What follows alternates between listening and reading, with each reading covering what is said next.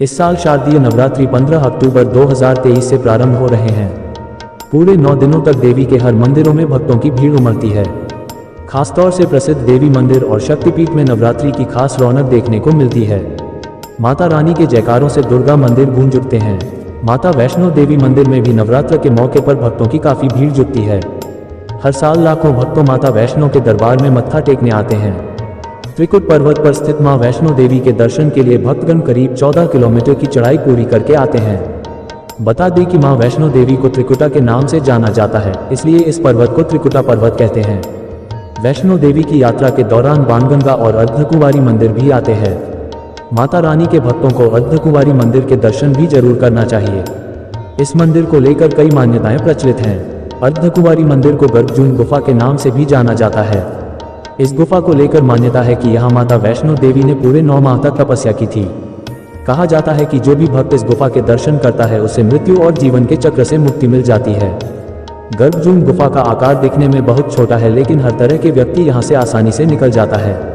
बस उसके मन और दिल में माता रानी की भक्ति हो और किसी के लिए कोई द्वेष न हो।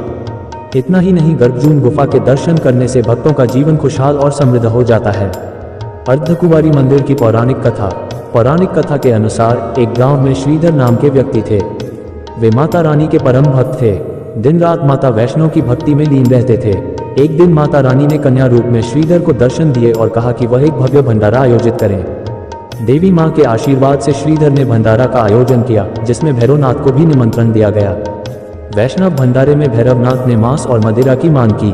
उस भंडारे में कन्या रूपी वैष्णो देवी भी मौजूद थी। उन्होंने भैरव से कहा कि यह वैष्णव भंडारा है, यहाँ मांसाहार भोजन नहीं मिलेगा। जब भैरवनाथ ने उस कन्या को पकड़ना चाहा, तब मां ने उसके कपट को जान लिया और अपना रूप बदलकर त्रिकुटा पर्वत की तरफ चली गई। भैरवनाथ भी उनके पीछे गया।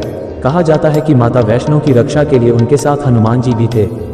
इसी बीच बजरंगबली को प्यास लग गई और उन्होंने माता रानी से पानी देने का आग्रह किया। तब माता वैष्णो ने धनुष बाण से पहाड़ पर जलधारा निकाली, जिसमें उन्होंने अपने बाल भी धोए। बाद में इसी जगह को बाणगंगा के नाम से जाना जाने लगा। इसके बाद देवी मां एक गुफा में चली गई, जहां उन्होंने पूरे 9 मास तक तपस्या की। कथा के मुताबिक जब भैरवनाथ मां वैष्णो का पीछा करते हुए उस गुफा तक पहुंच गया, तब माता वैष्णो ने भैरवनाथ का वध कर दिया। अपने अंतिम समय में भैरवनाथ ने अपनी गलती की माफी मांगी।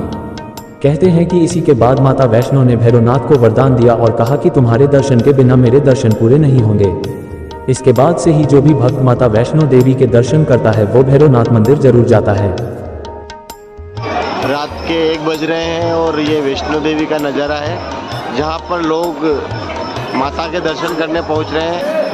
72 घंटों का मेरा अनुभव देखूँ तो यहाँ पर जो वैष्णो देवी का दरबार है उसमें सब कुछ भावनाओं का खेल है। जैसी जिसकी श्रद्धा और जैसी जिसकी भावना, वैसा उसको माता आशीर्वाद देती है। और जिस शिद्दत के साथ लोग यहाँ पहुँचते हैं उसका मैं शब्दों में बयान नहीं कर सकता है, क्योंकि जो लोग यहाँ पहुँचते हैं वो किस कदर अपना सफ़र तय करते हैं। और जो बाणगंगा से जो सफ़र शुरू होता है और जो वैष्णो देवी तक जो पहुँचने का मार्ग है, तो लोग पैदल, घोड़ों पे, पालकी में, वीडियो में आप देख सकते हैं, या नंगे पाँव, तरह तरह से लोग अपने अपने हिसाब से पहुंचते हैं। कोई लौटते हुए पहुंच रहा है, कोई किस तरह से पहुंच रहा है। तो ये भक्तों का असीम माता के प्रति श्रद्धा ही कही जाएगी। और जिस तरह से लोग यहाँ दर्शन को पहुंच रहे हैं, ज़बरदस्त नज़ारा है। लोग यहाँ पर आ रहे हैं, दर्शन कर रहे हैं। लाखों की संख्या में यहाँ पर लोगों का आना जाना 24 घंटे अनवरत जारी है। और इसकी जो व्यवस्थाएं हैं वो काफ़ी काबिल तारीफ़ है। जिस तरह से वैष्णो देवी श्राइन बोर्ड ने यहाँ पर व्यवस्थाएं की है, उसके चलते काफ़ी कुछ अच्छा सकारात्मक यहाँ पर लोग आनंद ले रहे हैं और माता के दर्शन को पहुँच रहे हैं। ये पीछे एक लोकर बना हुआ है और यहाँ पर आप ये देख पा रहे हैं मंदिर यहाँ पर बना हुआ है, जिसमें लोग पहुँच रहे हैं, दर्शन कर रहे हैं।